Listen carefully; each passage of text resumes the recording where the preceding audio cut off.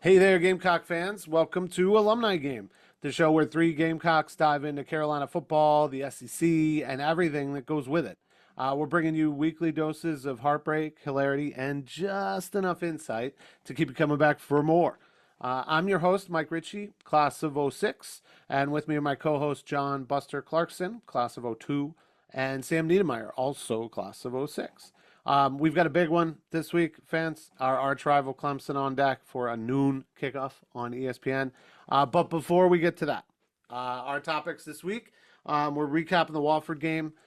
Good game. Carolina came out on top. Very nice. We'll unpack that. Also, LaNorris Sellers and his performance in that game to get us through that game and flip things around in the second half. We'll break down this juicy Clemson matchup. Lots of implications for us, for them, for the nation. O-lines, D-lines, we got it all this week. And kind of wrapping up, we'll get into last week's upsets, kind of unpack those just a little for these upcoming college football playoff rankings and now possibilities for teams like us and Clemson. So don't forget, like, subscribe, follow on social media so you can get all new episodes and content from us. And settle in, y'all. Well, let's get started with this week's episode of Alumni Game. Cox. Very nice. Very nice. All right, fellas. Good to see everybody. Good to have a win. Despite a slow start, in this Wofford game, it was kind of what we talked about last week. Sam, you specifically talked about Wofford and how they start strong. That's what I saw. Yeah, it was it was a quick start by Wofford. I mean, we mentioned last week how they were outscoring opponents, was it 50-34 in the first quarter. And they came out obviously looking like they had something to prove. So if you believe in college football games being scripted like the NFL is, right? The conspiracy theorists out there. We wrote the script. We wrote the script down perfectly. But you know what? Just the better team did come away, especially in that second half. Wofford started strong. The Terriers were out there barking, but the Gamecocks came back with their patented talons out, stopped them on defense, and looked really good. 56-12 win. Unfortunately, Buster, we were both. Or actually, I think all three of us were probably wrong on saying that South Carolina won't cover. Late touchdown though to put them over the cover. So they did. They hit the over under. Hit the over and also covered with a 44-point victory. Buster, your thoughts? First of all, cheers to my Gamecocks. Yes. Sipping on something beautiful tonight just Yes, for them sir. and Yes, sir. in preparation for Hate Week. I prefer to call it Hate Week. That script, it is so funny. The first quarter, the first 10 minutes or so, Whew. I was like, oh my God, did someone send the script to Hollywood? Did they go ahead and produce this? They already put it on film. But like you said, the strength, size, and speed of this team comes out in the wash, as my dad used to say. And that meant that by the second half, the depth and talent that we have over Wofford was going to show up, and it did. You had LaNorris out there, Delvon Campbell catching everything in his atmosphere. Shout out to Bradley Dunn, local product out of Hammond School here in Columbia, for getting that touchdown to take the points there. So thankfully, I'm not a betting man. Yeah. Yep. Thankfully, I'm not a betting man. Thankfully. Or if I was, I wasn't going to tell anybody that I lost that because our Gamecocks were that good. Basically, what I'm hearing from both you guys, Sam, before when you were saying if you believe, I literally in my head, I'm like, if you believe in magic, like I'm singing this song. Because, yeah, I mean, they came out, they brought some noise. They looked like us when we play ranked teams sometimes. And they came out, doing stuff on fourth down and running crazy plays. And, they had us, I'm not going to say shook, but then LaNorris makes a mistake early and throws that pick, which can happen. And Buster, you and I were talking about that like, it's really not his fault or the receiver's fault. It was just that one player kind of being a lone gunman, and that's what Wofford was doing. They were all out there to make the biggest play they could make in that first quarter. But yeah, settling down, looking more like a veteran team in the second half and starting to roll like SEC teams can. That's something I'm still getting used to with this team, but it was nice to be able to do that. Like you said, even be able to rest some people by the end, gearing up for this next game. Yeah, it's Clark Kent Superman that back there, LaNorris Sellers. He started off with that interception. He looked pretty good. Maybe he's a little bit rattled, but he really focused. He came on strong. Finished up 23 of 27, 307 yards, 3 touchdowns. Completed those to 9 different receivers, getting everyone involved. Even Luke Doty, right? Like we saw Luke Doty, cool. the former quarterback, come in there having about 3 or 4 catches. Hoping he would have got a touch on senior day, but 3 catches, getting him involved with the offense was nice. And Shane Beamer, right? You got the Beamer ball shirt on there, Mike. Well done. Yeah. I got this when we went down. Remember? Love it, man. Yeah. Love it. Just this thing with Clark Kent here, with LaNorris as Superman, man. He's just, you see him getting better week in and week out. And Shea Beamer in the post game even said so. Like, hey, his decision making, specifically decision making, and finding open receivers regardless of who they are. Right? You could be a fifth year senior that just has been playing quarterback and is now a wide receiver, or you could be a walk on. You could be a transfer, right? You could be like Nick or Josh Simon there, just starting off and getting the deep ball. So great win. LaNorris looked great. Really excited to see what he can do against Clemson. Yeah, definitely. No, I mean it is exciting when you go deep, like I know Buster does here, because this is affecting next year already. When he sees 9 of those guys catching passes, some of whom haven't, some of whom will be on this team next year, building a relationship with LaNorris now, right? When the foundation's being laid, not just saying, okay, we're playing a game, just throw it around, kill the clock, let's go in the next week. Let's build on something. What can we use now that helps us next year or next week if someone gets hurt, right? I mean, it's still a tackle game, and anything can happen in that game. And if everyone's bringing what I think they're bringing with the implications that are going to happen, But I digress. We're not going quite into that yet. So one other kind of big thing, Sam, you were talking about was this milestone for Beamer that he's kind of right there with the old ball coach Spurrier now in terms of 28 wins in his first 4 seasons. And it's funny that I see that because I was talking about actually a friend of ours who we went to school with, my friend Colin Martin, class of '05. Actually, I took longer to graduate. And he mentioned that he was starting to feel 2010 to 2013 vibes when we were winning 10 wins a season. And I kind of wanted to throw that up to you, Sam, and to see what you think about that comparison. Yeah, I mean, it makes sense. I mean, what we were saying last week, and I still feel it, like, I don't feel like any game they're out of, right? Even that LSU lot, maybe Ole Miss, but that was, kind of that 4th down, that 4th and 2 on our own 28 or whatever it was, the beginning of the game, kind of shut the door there. Every other game, I haven't felt like, oh man, we're not going to win this. We're going to be out of it. Like, I felt like we give up a late touchdown to Luther and Missouri Tigers with 1:10 left. I still didn't feel like we're going to lose the game. I'm like, all right, come back down here. We can score, right? So definitely getting 2010 vibes when we had the clown out there sacking people. Definitely getting 2010 vibes with Connor Shaw and Steven Garcia leading teams the SEC championship game. So certainly on that. And shout out to you mentioned real quick. I want to hit on something when you said about focus on next year. I really want to shout out Juice Wells. Juice, great job leaving the program because you wanted to play with a quarterback. So real happy that you went to Ole Miss there and decided to be the 4th or 5th string wide receiver. We got plenty of guys catching the ball with 9 different receivers. So kudos to you, Juice, for letting those guys step up and eat this week. Yeah, good decision making at a young age. Yeah, that's good. Well, speaking of Gamecock coaches, we got some other good ones. They're starting to play some basketball. Not a great couple of days for Gamecock basketball. Don Staley's squad did take the L to UCLA, who played out of their minds. It shouldn't hurt them too much. Who knows? Maybe even an early loss will motivate that team in some way. But and then the men's going down to Xavier, kind of expected. That's a pretty good squad that probably makes the tournament at some point.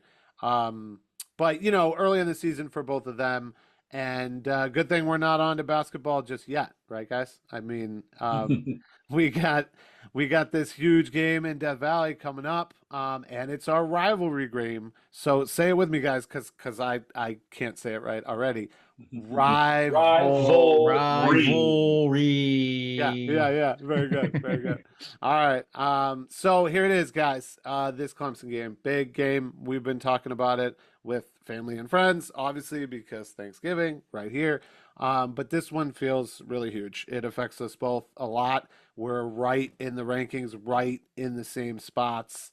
Um, and we're in at their house. I mean, what is going to be a key here other than the obvious to I don't know. Like this is the biggest game in like 10 years in the Palmetto State, right? I mean, it's big, big, big, big, right? I think it's big. I really do. We can say there are playoff implications. We can talk about this resurgence that we're having, where we're having a very successful season. The Taters will never admit that it's a big game for them. They think that they're better than everyone. Their big game is coming up, you know, potentially the next week in the ACC championship game. I don't think Right. they're going to be there, Right. but that's neither here nor there. It's a big game because you're seeing a level of similarity between the two teams. Excuse me, with regards to strength. You're seeing some similarities between the offensive lines, defensive lines, quarterbacks, all the different things. But for us, the with this surge that we're having and this moxie that we have, this makes this game far more exciting. And then I think, to me, it feels like there's national implications. Yeah.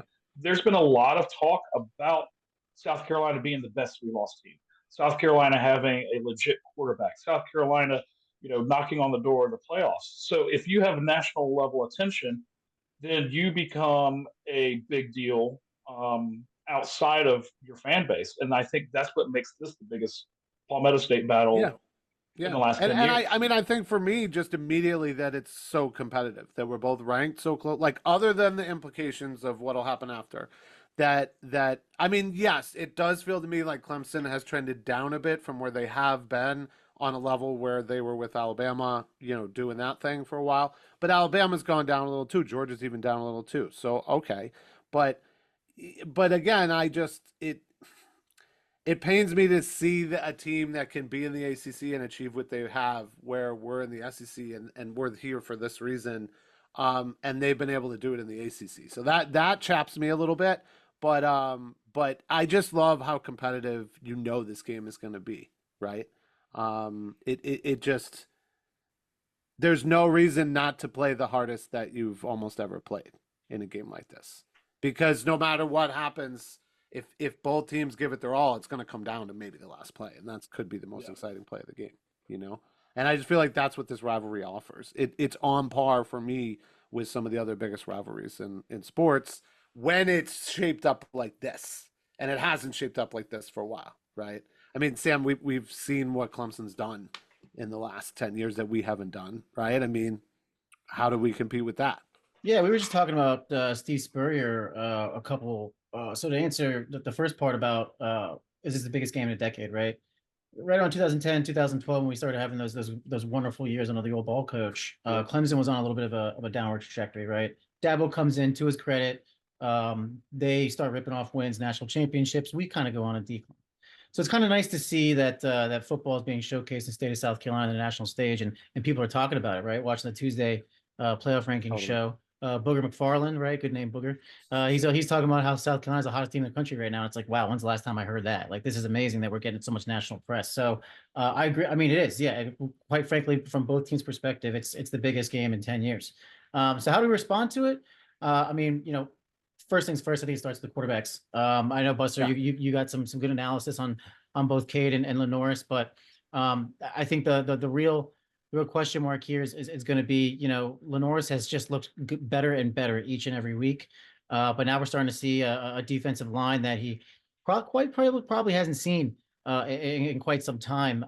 So I think, excuse me, at least probably since, certainly the Missouri defensive line was banged up a little bit. Texas A&M was banged up a little bit. This might be the best defensive line he's seen since the LSU game, in which he played okay, but certainly he wasn't playing his best ball as he has the last 4 or 5 weeks. I think he's got to limit the turnovers. I think that's huge. We had one last week against Wofford. Yeah. Does have an interception in the last 2 games. So limiting the turnovers is huge. And I think big question mark is he going to be able to handle Clemson's defensive pressure with his increased decision making. I think he can. We'll see how the rest of the team responds. Right. But short answer is I think quarterback play is going to be a huge part of it. And Buster, you got some notice right there on both those guys. What do you see from both Cade and LaNorris?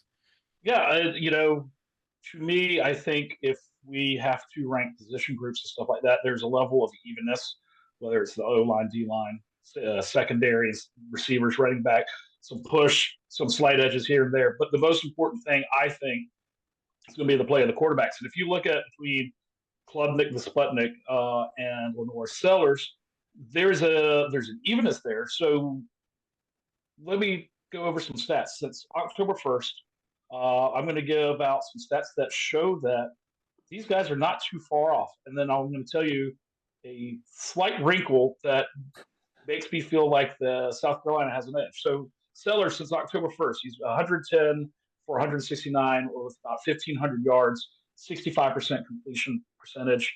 Klubnik, 142 for 223, 1,500 yards, 64% completion percentage. Both of them have 15 passing touchdowns. Wow. LaNorris has 3 interceptions. Klubnik's got 2. And LaNorris, 84 carries for just under 300, 2 touchdowns, around 3 yards per carry. That does obviously count sacks, which is stupid. I don't know why they have that. Yeah. Whatever. Yeah. If you could, yeah. That's that college stat tracking. Separate the rushing. Exactly.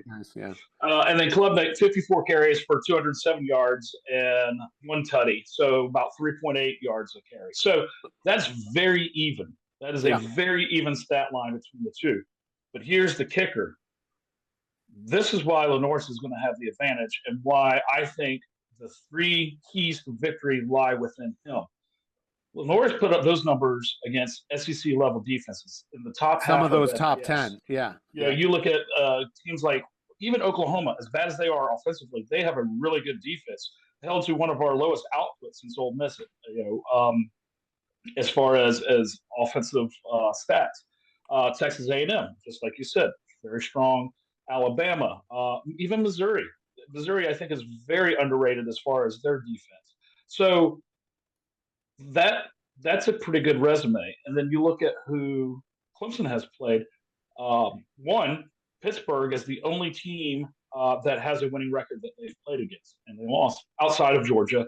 But since this October 1st kind of date, and then 2, most of the other teams that they've played have defenses that are ranked 60th or worse in FBS.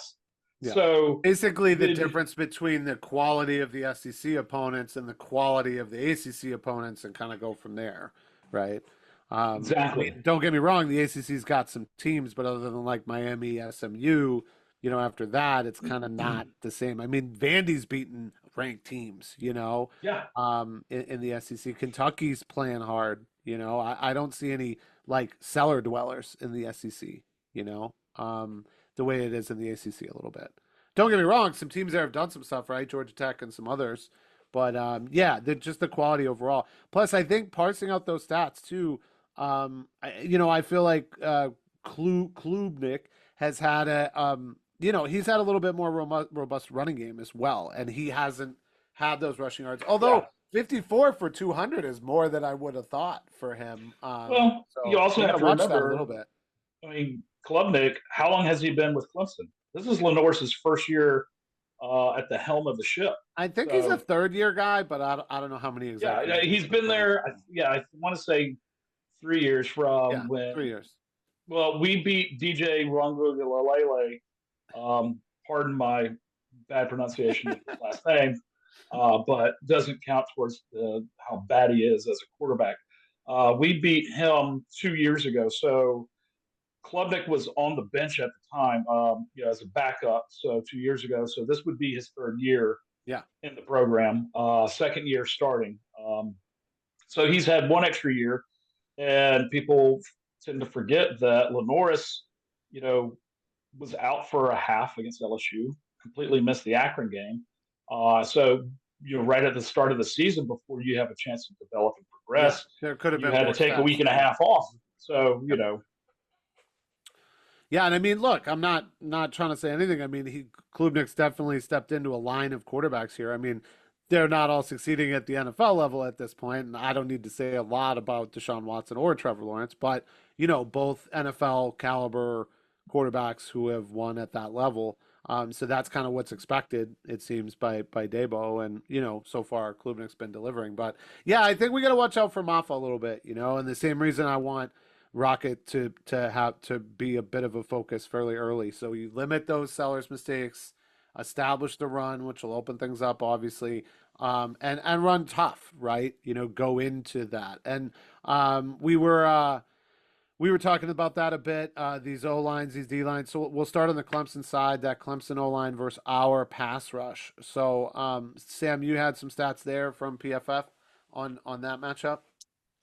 Yeah, we rank second right now from Pro Football Focus in pass rush grade, and on the season. That's not in the SEC. That's in the nation. I mean, we got the freshman Dylan Stewart is an absolute beast. Kenora, they're all like crushing it right now. So number 2 in the nation. That's pretty dope. I mean, I think the state of football and college football specifically right now, you get a good pass rush, you're going to be in every single game. Yeah. Buster, you mentioned that Clemson's top 25 both in yards per play and scoring drives, right? However, we can see some similarities now. The ACC is the ACC, but they so they haven't played maybe as well competition. But in 3 games against Louisville, Pitt, and Georgia, Clemson struggled against stronger defensive lines, averaging under 5 yards per play in those similar matchups. So it's potentially a good area that we can exploit. Cade, another thing about him too, his passer rating when he throws over 30 attempts per game, his passer rating significantly drops by about 15 to 20 points. Granted, there's a school of thought here that if you're passing over 30 times per game, chances are you're losing, so you're gonna have to pass more. I get that, typically against Georgia, and I believe their other loss was Clemson loss. Was it Georgia? No, Louisville. Excuse me. Pitt. To Louisville. Yeah. Or Louisville, yeah. Oh, he Pitt did throw a lot against close. Pitt because Pitt was winning the game, so there was a lot of pass attempts there. Yeah. So to both your points, you get them one dimensional, especially with that pass rush. You can make it real nasty. So I guess one of the other areas of weakness here is get that defensive line up big and nasty up in Cade's face. I think when it comes to the RO line versus Clemson's D line, this is our defensive line. Mike, you talked about this last week against Missouri. There's opportunities for a running attack to take advantage, right? I think we're ranked 127th in tackles for loss. Yeah. Maffa worries me because everything you just said makes me think if they can run the ball with Maffa and that's successful to any degree early and they can rely on that, just like any other form of football, I'm going to do it until you can stop me. And then and only then am I going to stop doing it, Football can be that simple for that simplest reason. And you see that at the Pee Wee level. I'll just keep doing the same thing these kids know how to do until you can stop it. And if Maffa gets going and he does not, now I did not know that stat about the 30 attempts. To me, that shows me Dabo going in says, I want to run the ball. I want to keep his attempts down. We have a higher percentage of success if we do that. And maybe with another runner as well, or whatever works for him, maybe even with Cade running, which hopefully not. But I do think we bring a little more flexibility on offense. Like we said, 9 different receivers, Rocket. We even have those packages with our backup quarterback, which I don't love, but that has happened, and that those feel planned and scripted and practiced, which is great. But yeah, this game's got to be tighter. I mean, so let's flip it the other way then, and go from the Gamecocks' point of view and our O line versus Clemson's D line, right? What's that going to look like for LaNorris, and what does he have to watch out for, Buster? So the biggest issue that I find with these stats is they're stats. They tell a little bit of a story. They give you some numbers, but they don't tell the whole story and kind of understand the situation. Right now, the Gamecocks are 127th in tackles for loss allowed. But what are we looking at? We're looking at we've played three ranked teams back to back in October. We started out slow. We started out with a line that had a true freshman starting at the left tackle. We worked position. Other true freshmen in there. Yeah. Yeah. There was one game, it was Missouri or something. We worked 3 true freshmen into that. Yeah. So, we're that 127th tackles for loss. We are talking about a quarterback that was trying to figure out his offense that may not have been the healthiest for a 2.5 game stretch. LSU, Akron, and then missing or coming back for Ole Miss and probably not looking his best, not feeling his best. So when you are trying to figure out who you are as far as an offensive identity, that leads to an offensive line that is a little bit porous. So, can they hold enough for Sellers to make the plays this week? Well, hold on a second there, Buster, right? There's another X factor here. It comes down to any rivalry game, right? Special teams. Clemson special teams, they've had issues. Beamer's reputation, very stellar there for his special teams play. How does that shake out in this game? Dude, I'm going to X factor your X factor. Okay, What? so I think Joe DeCamillis, the special teams coach for the Gamecocks, has done very well in replace of Pete Limbo. Shout out to Pete Limbo. Go Buffaloes. The Buffaloes, Yes. Buffalo. Um, we've had some not so great moments this year, but Kai Kroger is punting very well, and we'll just continue to dominate. And oh, by the way, Clemson does have a kickoff and punt returner by the name of Antonio Williams, a Dutch Fork graduate, so from right here in Columbia. This guy was all about telling everybody that he was ready to come to Carolina during his recruitment, and at the last second decided to flip or maybe just commit to Clemson like he probably already planned. Oh, by the way, he also committed a key fumble 2 years ago in Clemson that allowed Carolina to take control of that game and end up with the dub in the end. So X factor, that X factor. So the receiver was a spy. That's great. Yeah, I mean, you hate to see that when they decommit. Can you blame him? I mean, he was a kid. He was going to high school in Columbia. He's probably thought, I'm a big deal. But hey, good riddance. We'll see on the battlefield, right? But special teams wise, do we take risks? Does Dabo take risks? I mean, there isn't a huge history in this game yet between him and Beamer, even though, we played a few times, but at this level, ranked the way we are with what's at stake, is this coaching battle, something to keep an eye on, anything else to keep note there with how they might coach against each other? I think Dabo would be willing to, I don't want to call it take risk. Coaches like a fourth down or something. Coaches don't take risk. Coaches decide to be aggressive. That's their way of saying, I'm taking a risk here. I don't know if this is going to work, but I don't want you guys to blame me if it doesn't. So rather than say they take risks, they say they're going to be aggressive. Yeah. I think Dabo saw some of the weaknesses that Wofford exploited last week. I think they saw the way Missouri came back from a 21-6 deficit in the second. I think they saw that LSU came back from a 14-0 deficit to come back in the second and going into the third quarter. And I know that Dabo wants to take this victory because it's going to really help Clemson's stock as far as playoff chances. I see him being aggressive and taking those risks. So the less Shane field goals, less short fourth down situations. Yeah, so then does Shane do the whole chess match? Like, I see your aggressiveness, and then I one up your aggressiveness with my aggressiveness, and then I can out aggressive you on this particular play. Sounds like a lot of people just flexing. I'm aggressive. Yeah, it's a flex off. It's a flex off. Yeah. Well, all right, boys. We've seen all this, right? We've heard the case for South Carolina, the case for Clemson, right? We got 12 noon kickoff on ESPN. Happy to see that. Here's what Vegas says: we're 2.5 underdogs. They got Clemson by 2.5. Over/unders 49.5. Close game. Defensive affair. Predictions. Let's hear them. Oh man! All right. So South Carolina, a dog at 2.5.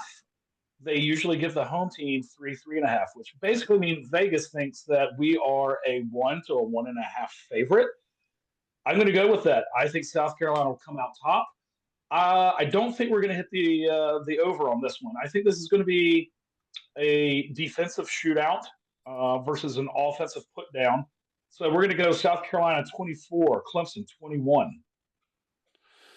I was very close. I have Clemson with one less point, and I just think, at some point someone might go for two or need to go for two or something like that might happen, and so I had like a 1 point difference there. And then I think that will weigh in near the end of the game. I don't think this is a game where someone's going to win it with a field goal. That's why I kind of think that 4-point difference. But yeah, same thing, Buster. Defense, we know each other so well. Sam, this is going to be like your Ravens Steelers, or even Red Sox Yankees if you want to go there. We know each other so well. We dislike each other so much. There's a lot on the line that isn't normally there. We're both playing well. Lots of people saying lots of different things. So go play the game, right? Yeah, unfortunately, boys, you're probably gonna hate me. As much as I'd love to see this Cinderella story continue into the playoff, don't hate me. I think Clemson's got our number, 24-20 Tigers. The other way. Unfortunately, No, and I can't believe I'm no. saying this as a Gamecock fan, but I got to give the betting advice out there. So forgive me, Gamecock fans, but unfortunately, I think the Tigers It's win. a tough place to play. It's a really hard place to play. I mean, we were talking about it last week when we did our sort of pilot episode about the Wofford game. But we're trying to build that, and we have our laser light show in Sandstorm, and we packed that place full.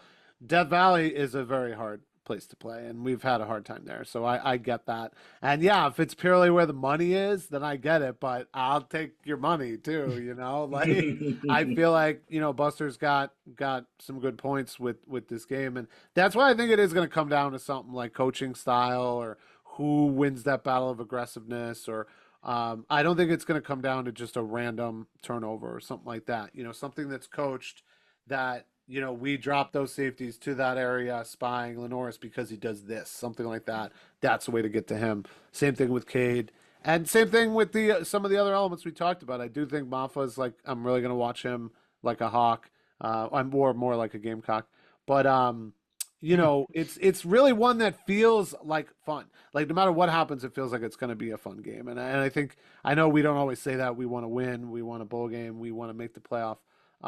But kind of this is why we keep Clemson on the schedule, because this can happen.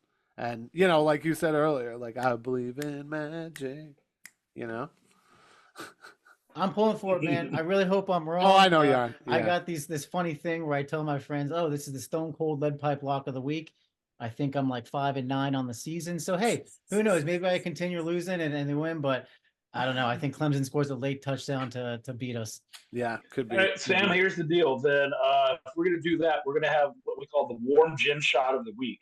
Anytime you go against the Gamecocks or make a terrible bet and you get bad beat, you got to take a warm gin shot on the very next show. And Hey, what man. does that mean, Buster? That we win fireball shots or something like that, right? If we win, there's always then, fireball shots in college. So if we win, I'm a sophisticated and classy fellow. So if we win, I'm it's the old fashioned.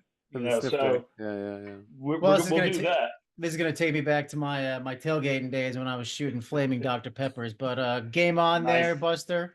Hey, man, we just talked about the college football landscape and the prediction. We had a big week this week on Tuesday with the predictions coming out. You guys ready to talk? Like, what are the chances we make the playoff? But Mike, start us off with some upsets. You were yeah. So I mean, there were a bunch, right? I mean, we were talking about the SEC. Alabama goes down. Oklahoma does a nice job. Florida keeps kind of doing their thing late in the season against Ole Miss. Napier saved his job, that's for sure. Yeah, Auburn coming in 4 overtimes? I didn't even see that one. I think it was the late one.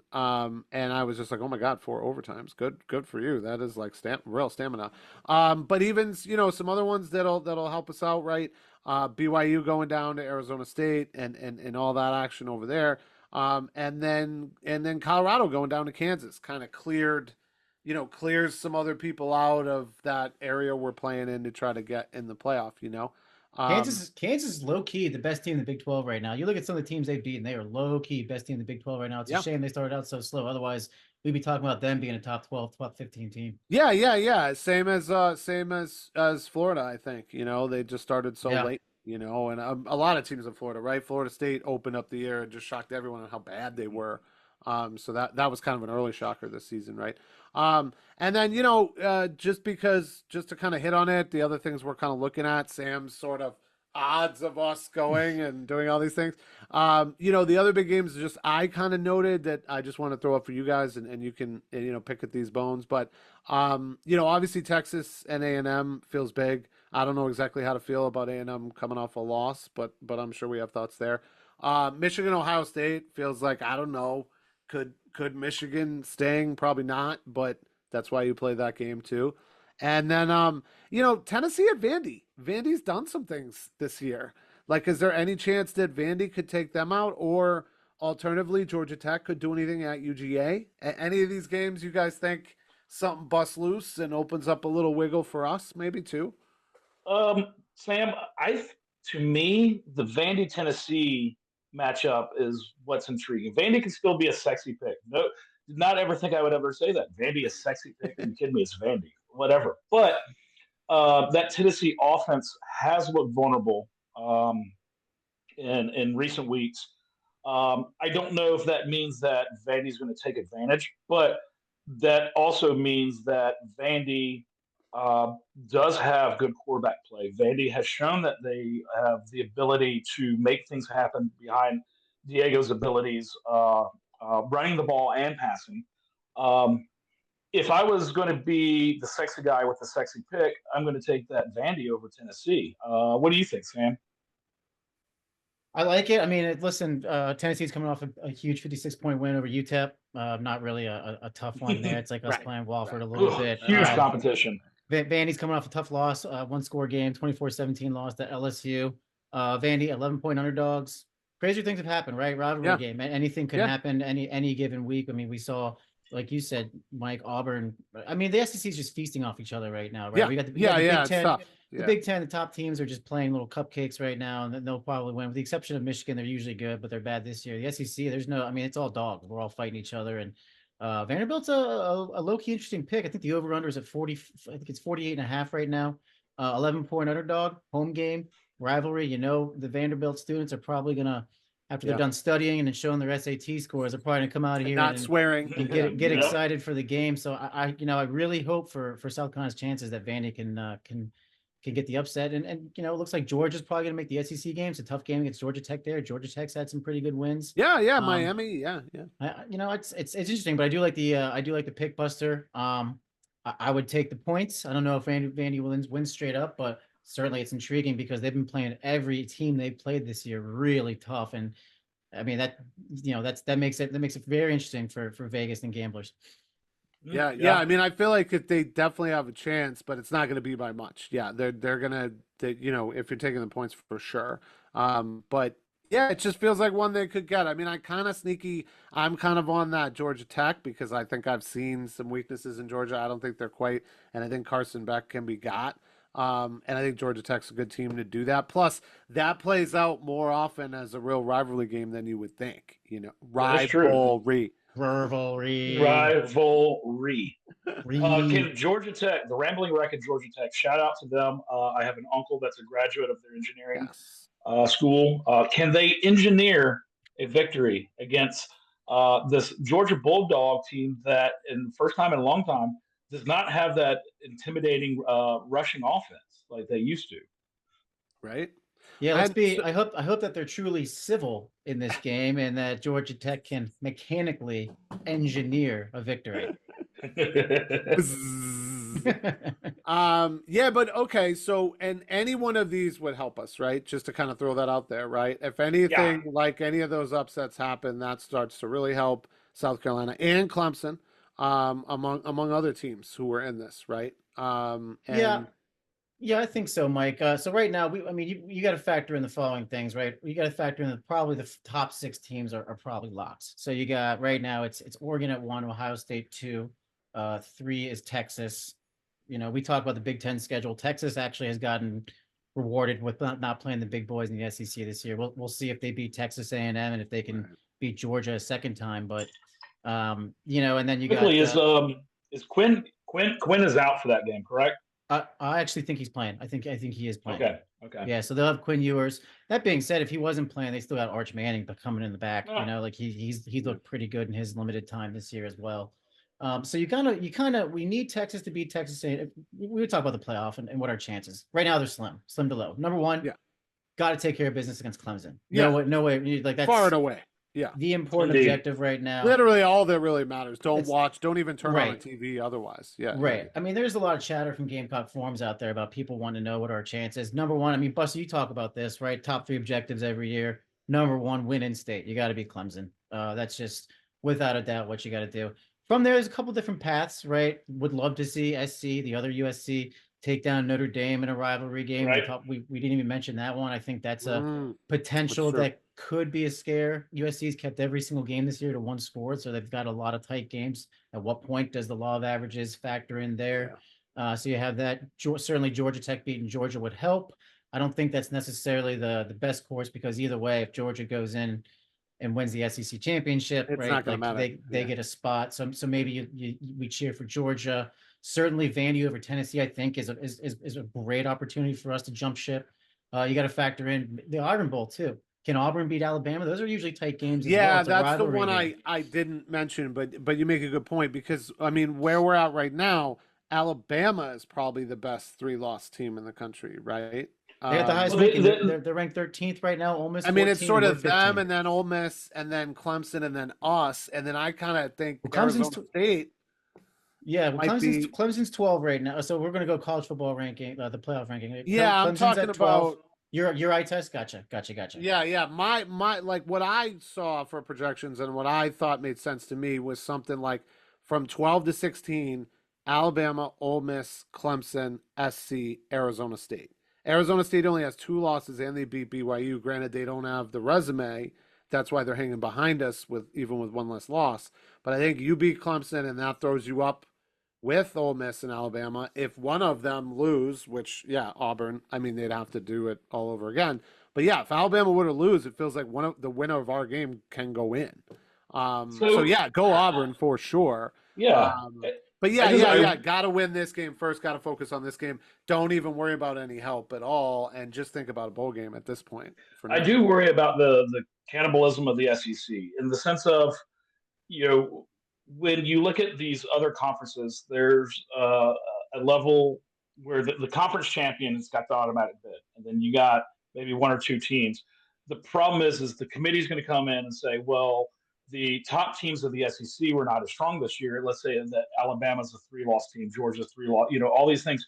All of a sudden, you have a logjam of 2 to 3-loss teams in the SEC, and that is enough of an excuse for the committee to say, all right, we'll take the SEC champion as the automatic bid.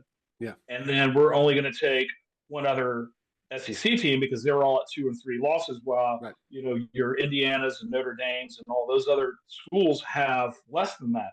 And that's where I think the biggest problem, and kind of Sam, what you were saying, where our low projection, the low percentage projection, is based purely on the fact that whether or not Alabama and whether Auburn beats Alabama, whether Georgia Tech beats Georgia, the fact is the SEC champion most likely will be some level of Texas A&M, most likely Texas, and then after that they're going to say, okay, well, we're going to take the best next SEC team, and if that's Alabama, well, they got the head-to-head on us. If that's Ole Miss, they also got the head-to-head on us.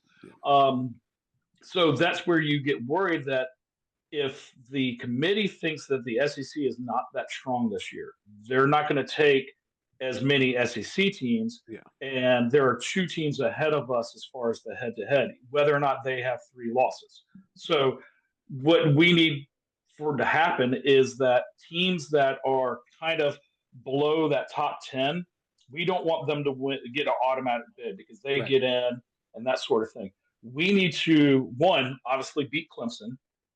With us being at 15, and we'll talk about this later as far as the rankings, and Clemson being at 12, how much can we leapfrog after a solid victory over Clemson? So you just switch. And then, and then who can win or lose this weekend enough to show that we would be a quality playoff contender as a 3-loss SEC team when compared to other 2 to 3-loss SEC teams that we may or may not have a head-to-head matchup with. Yep.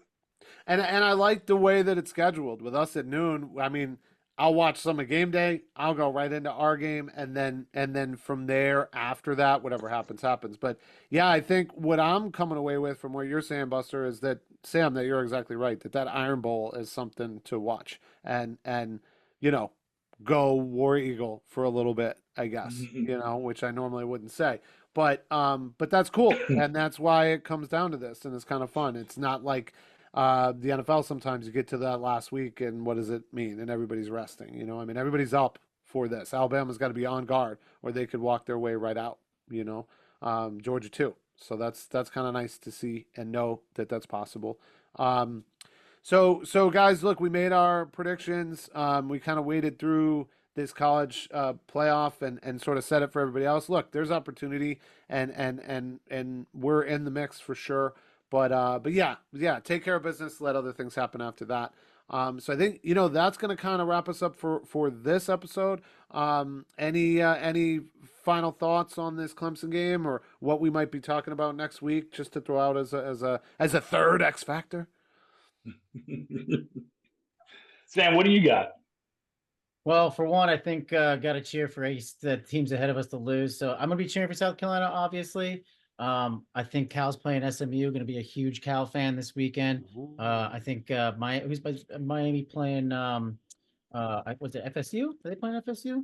No, it's Florida State, Florida, and then Miami. God, I thought it was a Big East rival. I wanted to say it was Virginia Tech, but I do not quote me on that. Yeah, they'll probably be fine. Syracuse. You're right. Nice. That's right. The Orange Men. Yeah. So I'm going to be a huge Syracuse fan. I'm going to be a huge Cal fan. Hey man, let's have fun. This is it. This is the whatever happens. This has been an extraordinary season for Shane Beamer and the team. Yeah, really happy. And what amazing timing, right? To have it with the first year of the playoff and kind of be fiddling around with this stuff and trying to figure it out. That's part of the reason, guys. We kind of wanted to come with this show. We felt like there's a lot to talk about, and so you got questions, you got notes. If we got stuff wrong, let us know. Like, subscribe below. We'll get our social media in the comments. Anything and everything. Carolina football and SEC is on deck. We'll come back next week. Obviously, we'll recap this game, the season, talk about bowl possibilities, recap where the college football playoff is at. Maybe a little more basketball if there's some more to report there. But otherwise, don't forget, again, like, subscribe, follow us. And guys, that's another great episode of our show here, Alumni Game. Gamecocks. All right, we'll do better next time, guys. Enjoy the game, and we'll see you next week. Good job, boys. Woo-woo.